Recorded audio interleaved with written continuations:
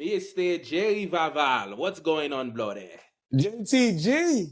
What up, what up, what up? Let's welcome the listeners to another episode of Giant Fundamentals, the podcast dedicated to empowering men by tackling the vital issues of mental health. And we Sir. have another special episode because we have a guest. And I don't want to say like we're her fans. Someone we really admire a lot. I feel like we know a lot of you because that's the way this generation is with the internet age. But I want to introduce Natalie Bullen. She is a wealth expert, right? She has a program called Unapologetic Wealth, where she coaches and consults high revenue, high volume businesses on how to be wealthy. And I love her tagline where she feels like if you're an entrepreneur, you deserve to be wealthy. So welcome. Oh, I'm honored. I appreciate you all having me here. Awesome. So, Jono, could you give me a little bit of backstory how you came across Nat and how she inspired you and just a different interaction, how you guys got to know each other?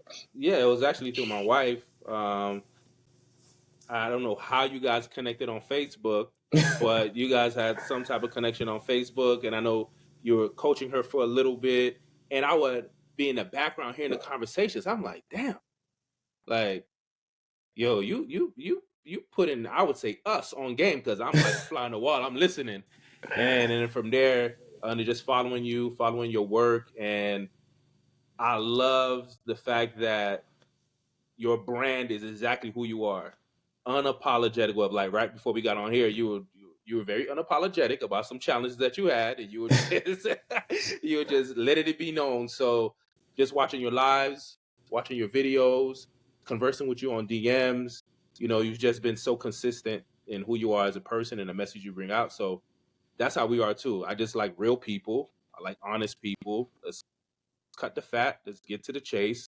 No feelings, no hard feelings. It's all love, So I feel like that's the connection right there. Got you. And Natalie, what got you into the coaching space? Like, what was your purpose or the reason why you got into coaching and consulting? I feel like you'd have to ask God that. I am an unintentional entrepreneur. It was not what I set out to do at all. I had worked in sales, I had worked in banking, and when COVID hit, I started having people who would say, Natalie, can't you coach me? Like, you just have such a wealth of knowledge, because I had been doing financial literacy out in my community before COVID hit. COVID hit, can't go in schools, the schools closed. You can't go in the churches are closed. So we brought it to Facebook, we brought it to Clubhouse. We just started talking for 6, 8, 10 hours a day on financial literacy, and people were like, you gotta help me with this. Like, and I'm like, I don't want to. It's free resources out there. You can go to handsonbanking.org. You can follow the Budgetnista. Like, there's so many people already doing this work. You really don't have to pay me. I promise you. They're like, no, it's got to be you. You got a different flavor than any of them people you named. And I'm like, all right. So there it was. And I said, well, if this does $100K a year, it would be worth me leaving my job for. And the first year it did 100K. So the ball kind of kept rolling. I believe that God wants me to do this work, and that is why he has not allowed other things to work out. That's amazing. Well, and I don't think I chose it, actually. Well, I mean, you had to make that decision eventually. I think I loved how you negotiated with God, right? You was like, look, Yeah. I'm not really feeling this, but if you give me the 100K, I'll continue to walk in your steps. And that's why he did it, because God knows that I am money driven. It's the only way. It's the only way God can get my attention. That's my own flaw. That's something I got to work through. But God's like, bet, I have unlimited money. So if that's all you want, then that's fine. I love it. And what is like? I want to talk a little bit about your background as far as where you grew up. And one thing that stood out to me watching your lives and just seeing your page and stuff is your confidence, like how you develop your confidence throughout your childhood. I'm from Mobile, Alabama. Mobile is the home of Mardi Gras, not New Orleans. And I don't debate this. It's fact. I had such a wonderful, loving childhood. And one of the best things that my mother did was divorce my dad when I was 2. One of the best things. And that's why when people say they staying together for the kids, I grieve a little bit on the inside. Because what that does is allow your children to see the trauma. That's all it does, is give them a front row seat to your dysfunctional relationship. I'm so glad that when my father was having some issues that were not child friendly, child appropriate, parent appropriate, my mom split.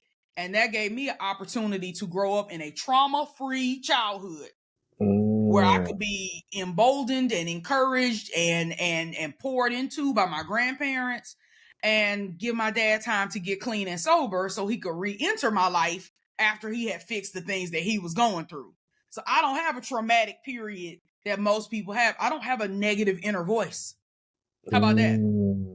Most people have a soundtrack in the background telling them that they ain't about. I don't possess that. That voice it's not there. And if it ever creeps up, it's not my parents. It's maybe your bully from middle school, or you know what I'm saying? Like, it's an external factor, but my nucleus has always been solid. My mother, my brother Martin, my grandparents were always solid. They never called me out my name. I never got called stupid or childish or trifling. Like the kind of stuff, these casual covenants that we make with our children. My mama never called me her broke best friend. Like, I never got any of that kind of, like, little cute. People think it's little colloquialisms, but you're speaking life or death into your children. My grandfather called me a genius. They paid me for good grades. They paid me for doing chores. All that stuff that we think is white people stuff, like all that stuff that we think doesn't do. I never got a whooping. Let's take that all the way to church. People don't want to hear that. They spoil the rod, spoil the child. Where am I spoiled? I'm one of the hardest working, most responsible people you know. Just from what you know of me, what of me seems entitled or spoiled? It didn't happen. So that fear that we have to beat something out of our children, you're beating fear into your children. And you teach your children that they don't know enough. They can't be trusted. They have to have somebody penalize them for this wrong that they are doing. So they usually don't take all that. So how did you, I know you got to reflect back in history. How did your mom and your grandparents navigate that? Because that is different than it's very different. My mom is writing a book. I'll get it to you as soon, because she wrote it because people asked me this question on podcasts. So actually, I'm proofreading her book. I ain't got to think that hard because I've read it ad nauseum. I think my mom did 3 things exceptionally well. 1, my mom studied me. She didn't treat me like children. She treated me like me. So my mother learned what motivates Natalie. What makes Natalie happy? What makes Natalie scared? Me and my brother are very different. We have different fathers, so we are literally genetically different. We're also different genders, and we're 15 years apart. The way my mother raised Martin is completely different than how she raised me. Now, my mama had a cheat code. She has a master's in education. Let me just put that out there, that my mama was trained on how to study children. If you don't have a degree in childhood education, you go have to do a little reading up on that. But my mom learned. So, for instance, my room was always junky. My mom decided to be tested for being a gifted student. And when it came back that I was gifted, she no longer fussed or penalized me for having a junky room, because that is a pillar, a trademark trait of a gifted child. So my mom would just clean my room. How about that? No fight, no fuss, no punishment. She would just clean the room. Novel, right? But it's because she knew that was a symptom of giftedness and that I was gifted. And there was no point in trying to push me to be neat if that's not a trait that gifted children typically have at that age. You know what? So, I wanna interject and add to that, because that's something that I've been experiencing with my kids as well, where your upbringing and my upbringing, the night and day, right? Yeah. all full of trauma, right? Night and day. Right, but because of that experience, and because, like you said, your mother studying or getting a master's in education, me going to school for psychology, I recognize that as well in my kids. I'm like, okay, I just decided to let me study how my kids are first. And when I do that, I'm able to say, hey, look, I see you did this very well. And and letting them know right now, hey, this is your gift, this is your strength. Like I would have conversations. My kids are 8 and 9. I have conversations with them. I told my son, I said, man, you know how to make really good connections. He's like, what does that mean? I said, you could see something in one show and another show, and you could see how there's similarities there. I said, that's a gift. He's like, wow. But the reason I'm able to get to that point to be able to have those type of conversations with my kids is because that was a void in my life. I'm like, yeah, if somebody really was able to pinpoint my gifts and my strengths and my talents at a very young age, then maybe I would have been further along. So let me give that to my son right now. Let me give that to my daughter right now so I could put them up on game early on. And that in itself builds up the confidence and the self-esteem. So how were you? What was some of the punishments you suffered growing up? Like, what was a punishment for you if you wasn't? The rest of us was getting beat the hell up. So knocked upside the head. Yeah. Knocked upside the head. My dad would ruin the fun. So you had. Okay, it depends on what it was. Like, okay, this is gonna sound spoiled, but I'm just gonna put it out there. My mom didn't like to hear me talk because I talked a whole lot. So she didn't want me on her phone. So she got me my own phone line, like a house phone. So Wow. she paid for 2 house phone numbers. My number was 251-471-2443. And that was my number. Her number was slightly different. And so I had my own phone line with just one phone on it because she trusted me that much. So she couldn't like pick it up and listen in. That was the only cordless phone to that line. So she would take my phone away if I ain't act right because she knew that was my lifeline, was to talk to my friends. Because she didn't let me visit other people's houses. Wasn't no sleepover. Wasn't no, because she didn't know what kind of movies they was doing or what kind of stuff was going on. So she like, you could talk to them, but you're not going over there. So she could take my phone away. Sometimes she would make me write sentences. I know that sounds ineffective, but it works. Let your mama tell you got to write something 2,000 times. Like my right hand is strong as hell to this day from writing. Like, it's crazy. When she found out I had sex the first time, she had me baptized again. Oh yeah. Your mom black. She black. She ain't whoop me. She just like embarrassed me in the church. She was just like, nah, my child has strayed. She not of the Lord. She need to be dipped again. So, don't beat your children. You could definitely embarrass them into doing right. You show up to their little rehearsals and stuff at school early. It's things you could do. And my grandfather was picking me. So my mom didn't make me ride the bus. She dropped me off at school, and my grandfather picked me up from school. Mm-hmm. So depending on what was going on, they was in tandem with their little plans and plots. And my grandfather from the old school, he'll smack you. Yeah. So my mama had to be like, don't hit her, because we don't do that. And my grandfather like, so what do we do? He's like, that's four. He's like, what? He's like, because he was what? team. Mm-hmm. I'm a lay into your child. So like, yes. So you could tell when he was mad, he paced in the room like, wait till your mama get here.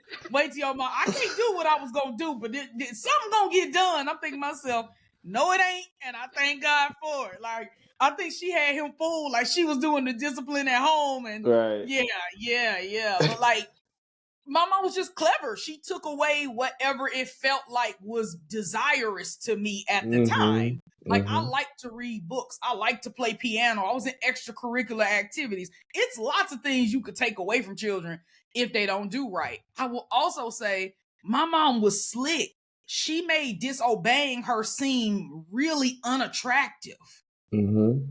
Like, there wasn't a strong incentive. Like, okay, sometimes children will act out to get attention from their parents. Right. You see this especially with people who have like a lot of kids, like middle children tend to do this. If you baby number 3 out of 5, you will act out to get more attention, right? Right.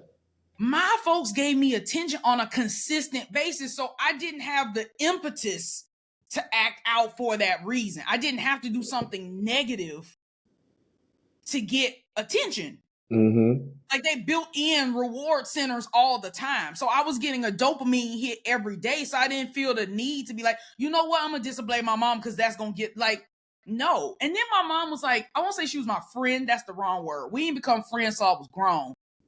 But we were partners. My mom got divorced when she remarried after my dad and got divorced when I was 8 or 9. And we had a conversation for Christmas. And she told me, hey, Nat, me and your stepdad aren't working out. I'm going to get a divorce. And it's going to change the financial landscape of our household because he's not going to have money coming in the household. So for Christmas, I need you to pick one gift. Can you do that for me? And I was like, yeah, of course. So I didn't want to make my mom's life harder. Like me and her had a respect and an agreement. I'm going to try to make your life as good as I can. And I need you to do the same in return. A lot of people haven't leveled with their kids. They going through financial stuff and don't tell them. They going through traumatic stuff and don't tell them. If my mom was overwhelmed, she would say, now right now, Nat, I'm overwhelmed. So I could chill. But a lot of people just push through. When have you ever, you know what I'm saying? Like, when do people sit down and tell their children, I need a minute to process so that I don't say something I regret? You don't have to just lash out. You don't have to answer every question that's asked of you. It's okay to tell your child, hey, you being loud with those blocks right now. Yeah. And today is not a good day for that. It don't have to be a threat. It can literally just be a statement.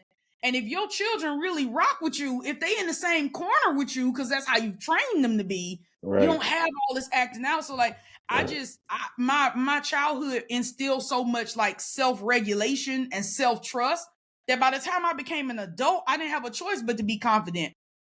What can you do to me? If you're not as good as my childhood was, I don't want you in my life. Like the bar is so high, I don't have to settle for BS. I don't have to take bad relationships, trifling friends, a raggedy house. Like I don't have to accept the kind of things that a lot of us have accepted. But if your childhood was BS, the bar is in hell. So it's a lot of things you might accept or tolerate as you work towards your journey. You know what I mean? So I'm blessed in that I didn't have to overcome a lot of stuff. And I had a mama who got in front of a lot. Like my mama told me when I was 6 that adults would be jealous of my intellect. 6. She's like, you're gifted, you're very intelligent, and adults will be jealous. So guess what happened when I went to school and adults was jealous of me? Ding, ding. She told me this was going to happen. So a lot of the things that we took as trauma and we took an affront to, I just took as, yeah, my mama warned me about that. Yep, that's exactly what she said was going to happen. And that is perceived to the confidence is really just a knowing. Confidence is really just knowing that it's going to work out in the end. That's it. So if you got a knowing that whatever is going on, that God got you, it shows up to the world as confidence. That's why people think I'm so confident. It's not that I'm like certain of my ability. I'm certain that God is going to work it out. No, that's amazing. I mean, the way that your childhood is, so many things, because of how your mom and your grandparents built that nucleus for you, you were okay with being who you are. You didn't have an identity crisis, like just based on what you told me. Like you knew exactly who you were. You didn't have to act like someone else. And those principles translated to you financially, right? Because you're not a type of person, from what I see, you don't spend frivolously to prove a point. Right? You don't seem like you going to the club, you're going to wear the biggest chain so everybody could somehow validate you. That's not you. Right? So I'm just not, you know what I mean? It's hilarious, but it's so true. Like I don't have to wear designer stuff like a lot. And it's not saying there's nothing wrong with designer stuff, but the impetus for most people to buy and do those things is so that other people can see them as important. Right. And you know what though? I can't compete on looks. So a lot of this is just self-awareness. And that's not to say that I'm not beautiful. I'm an attractive woman. But I'm not, ain't nobody beating down their door because I look so good. Like I can't compete on looks. If it's a looks competition, I lose. It's always gonna be a woman out there that look better, small-waisted, better skin, better teeth. I'm not even demure. I have a loud voice. Like my decibel of speaking is what some people call yelling. That's just my like standard voice. Like I watch football and drink beer. I can't win the feminine looks competition. So you gotta play games you can win. I can't win popping bottles in the club. I ain't got it like that. I can't win that competition. So I don't even get in competitions like that. Like if that's where you see value in people, then you already have deemed me valueless. So I don't even have to deal with the kind of person that's like, oh, you ain't got Chanel on. Chanel don't even make clothes for people my size. That's how I know when folks are ignorant. When people are like, why you don't wear designer clothes? You send me a list of designers that make a US 18 and get back to me. Like, I've been to Europe, baby. We are fat in Europe, all of us. We are Hmm. fat in. Did you know that? Let me Yeah, tell you no. something. We When I are go to fat in H&M, Europe. they don't got my size. It don't fit through my hips. Exactly. Listen, go to Europe, bro. It's 2 sizes smaller. If you a medium in Europe, here you like a large, extra large in Europe. So if you an Yep. XL here, they don't even make your size. So I'm like, you talking to somebody who been to France. I've seen the Hmm. clothes. Teeny tiny. So like, ain't no point in me trying to compete and compare.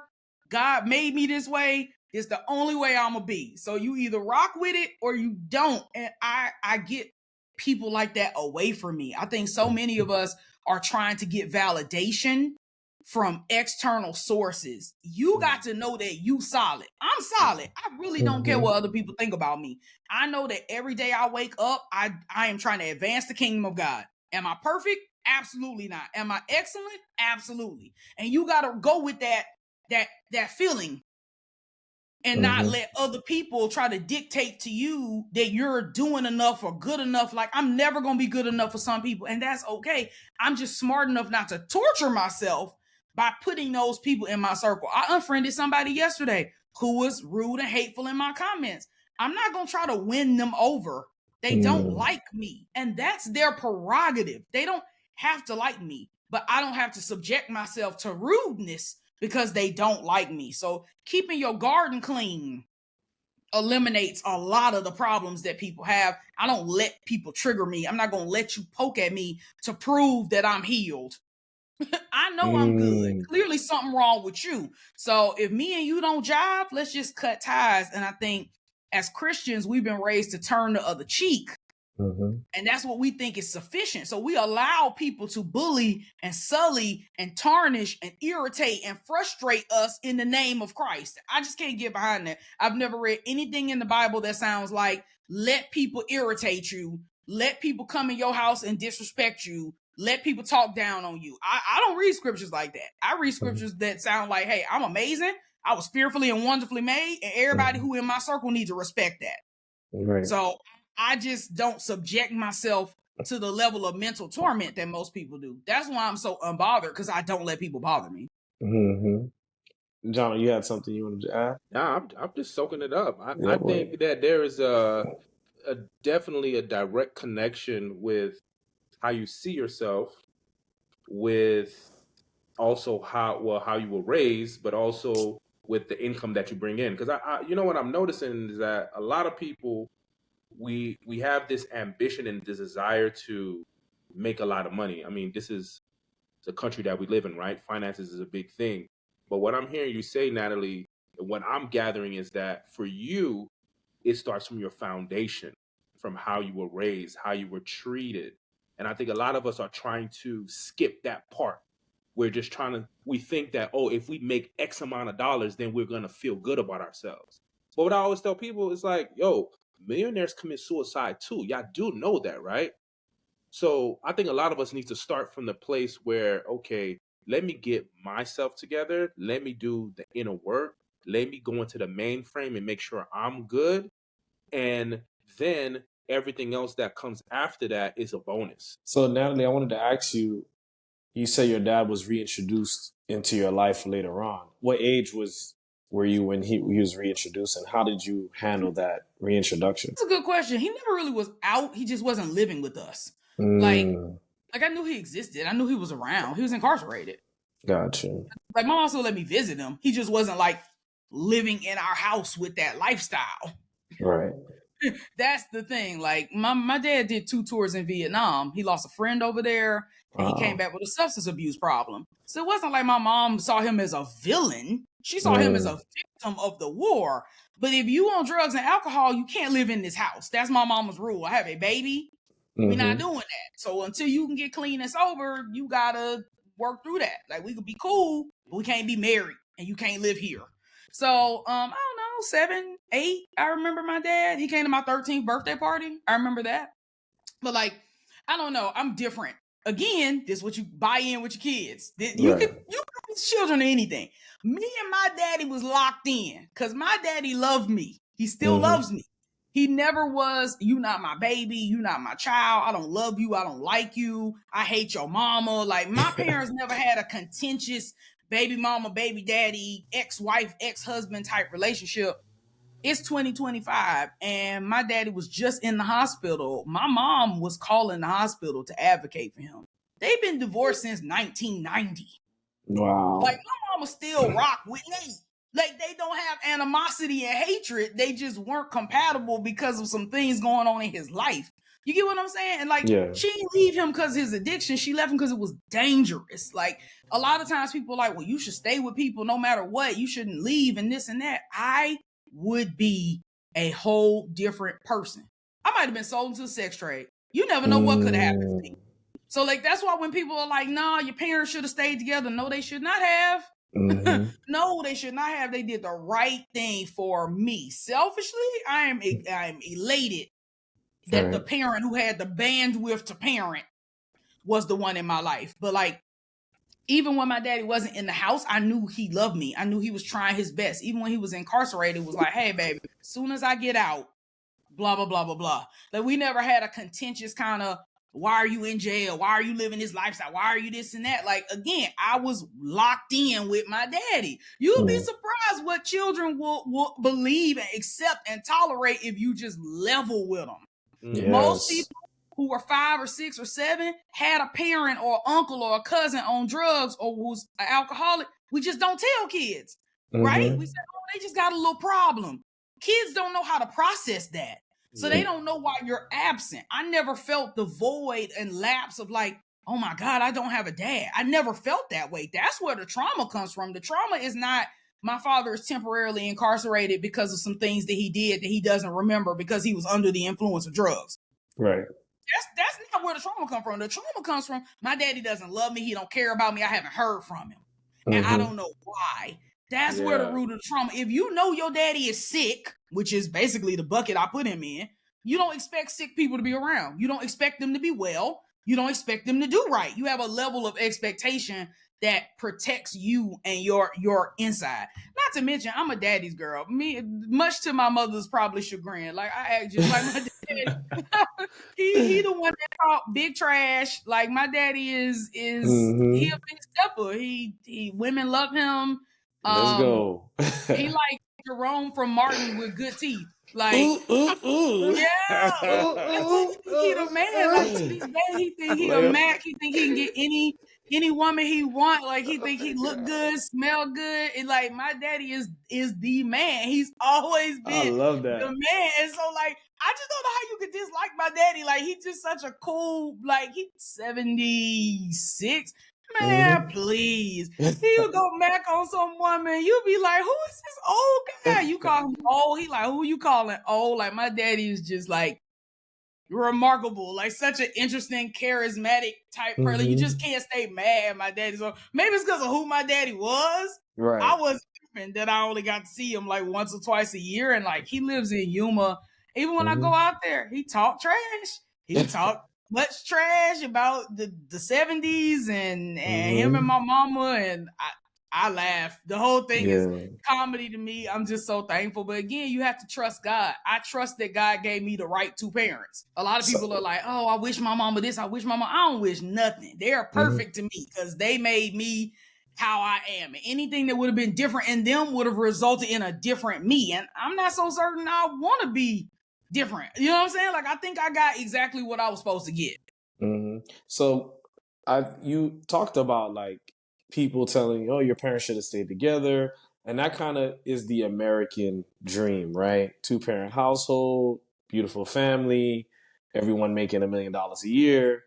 But I know on your website, you put an expose of the American dream is fake.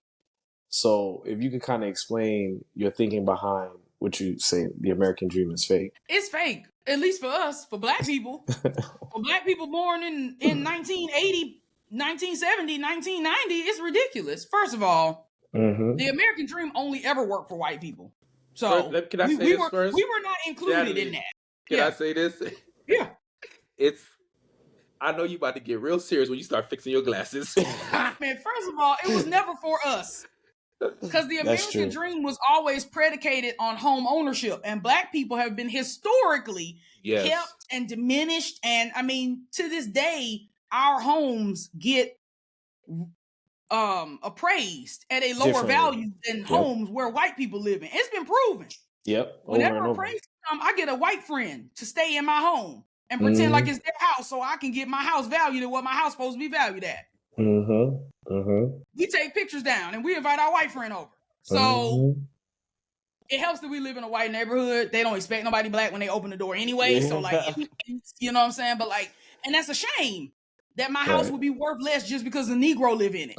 Like that old school stuff. The problem with the American dream is that it comes from an era that's gone. It comes from an era of you work for a job for 40 years and get a pension. Yeah. You don't get pensions no more, by and large. Most companies don't offer pensions. They put the onus of retirement on you. Now you got to be your own stockbroker with your 401k and put money in it and hope that you don't outlive it. It ain't used to be like that. Used to work somewhere 40 years, you got guaranteed check. My mom was a school teacher. She's going to get a check every month until she dies.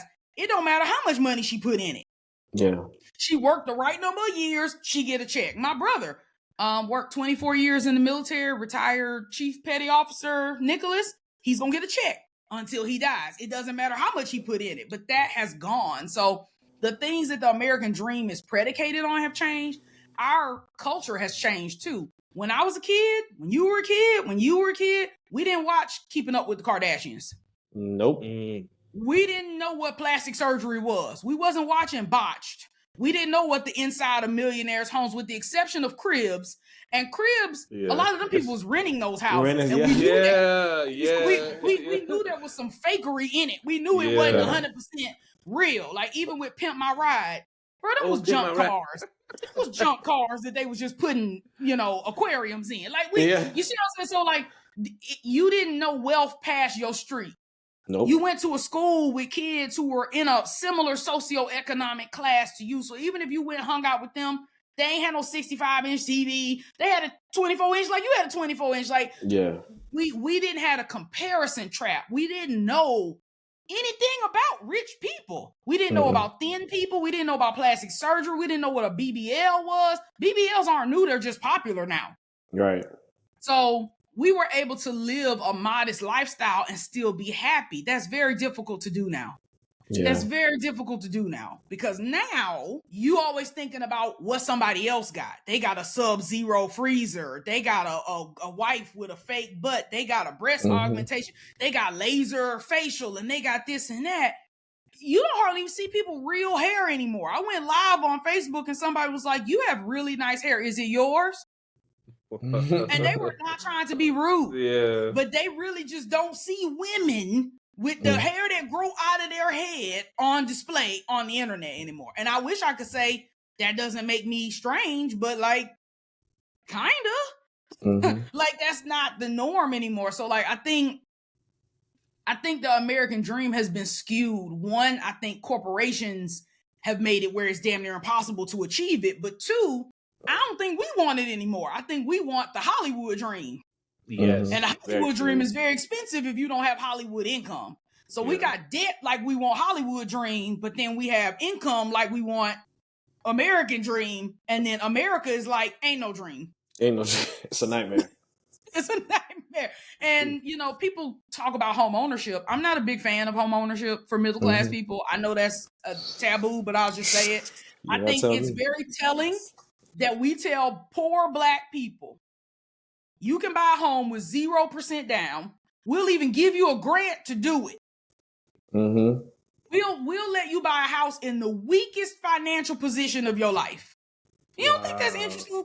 When other races buy homes, they save money, they get their credit together, they pull gifts from their family. We're the only race of people that get encouraged to build wealth by home ownership. Don't put no money down. We'll approve you with a 580 FICO score. You can go through a program like NACA. Think about it. Who's the target of NACA? And we put people in these programs and we keep people dead broke in their first house. If you've ever been a homeowner listening to this, you know they're money pits. That's not to say it's not a blessing, but there's always something going wrong in your house at any given time. Your appliances, your roofing, and even if you have a warranty, you pay a deductible. You pay for the warranty every year. So if you ain't got no savings, why the hell are you in a house? Because somebody told you that was the American dream. And so the average American moves every 7 to 10 years. The average 30-year mortgage is refinanced 2.2 times. What does that mean? You never pay the house off. Nope. So your grandparents bought a house in 1940, 1950. They lived in it to 1980 and paid it off, and they died with a paid off house, right? That's how your grandparents did. We don't do that. Americans don't die with paid off homes anymore. We die with mortgages.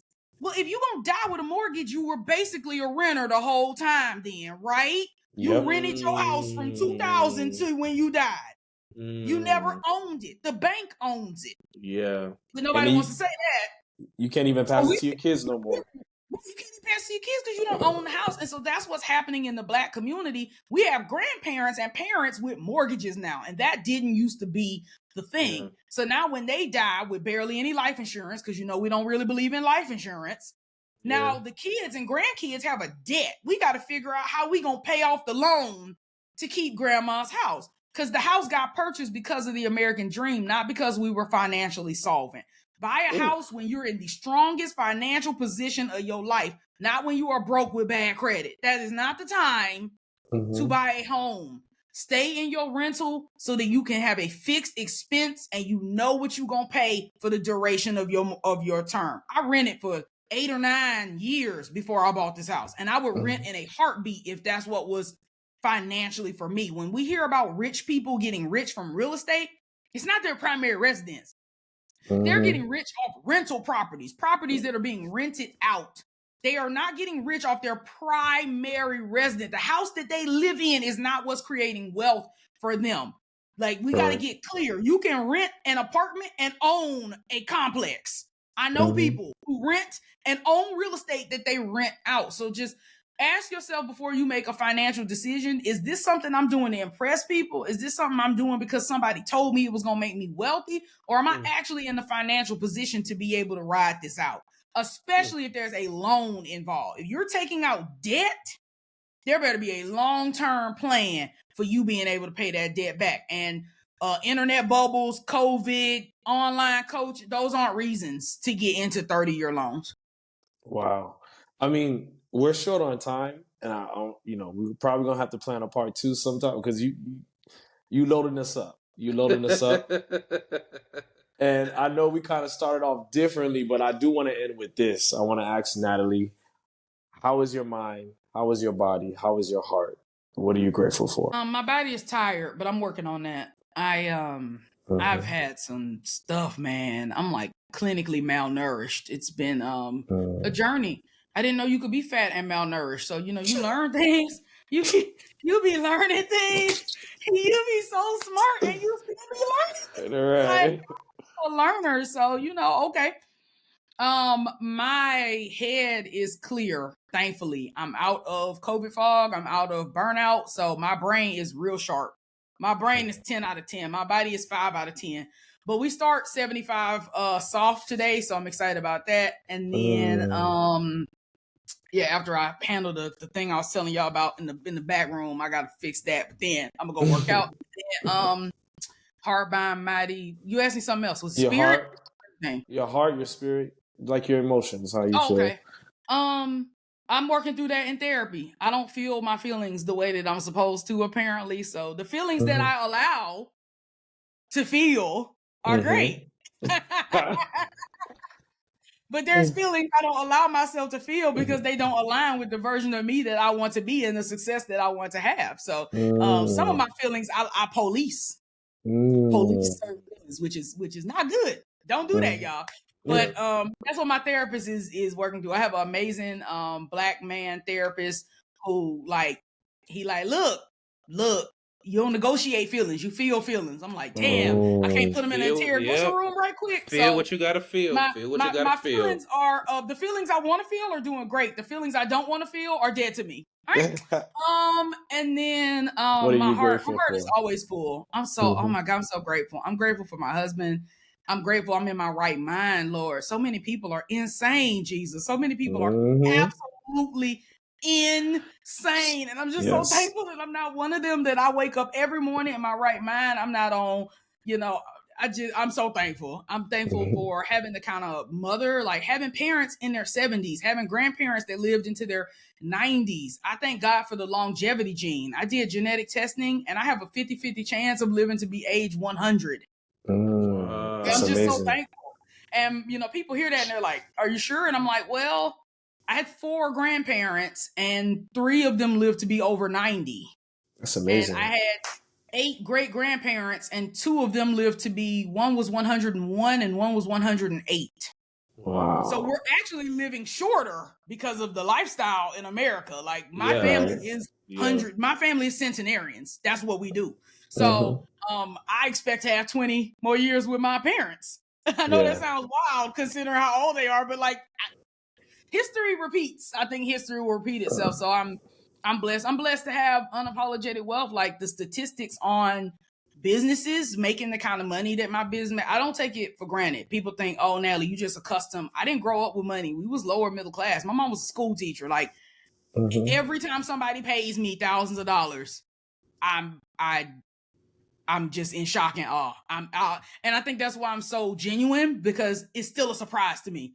It still feel like God is just giving new mercy every time somebody pay me. Like a lot of people get jaded, like, oh yeah, I'm all that. They supposed to pay me. Like I don't feel entitled to people's money. It's a blessing every single time someone pays an invoice, even if they in a contract, because people do break contracts. So like having somebody say your work is worth compensation has been huge for my self-esteem and huge for my growth as a person. So I'm thankful for a lot of things. That's nice. Thankful. Hey, and we thank you because you definitely made our podcast wealthy today. I love what you do, Jono. I love you, bro. I love you too, man. Natalie, thank you so much, and we will Thanks. definitely be looking for another part in the next few months. All right, y'all have a good one. Until Cool. we pod again. Oh, Bye. until we pod again. It's good. Thank you so much for joining us. And remember, the man that says he can and the man that says he can't are both right. Which one are you? Street cred was a major priority, and no respect for any authority. If you love school, you were in the minority. Can't be yourself, only way was conformity. In the dark, I prayed.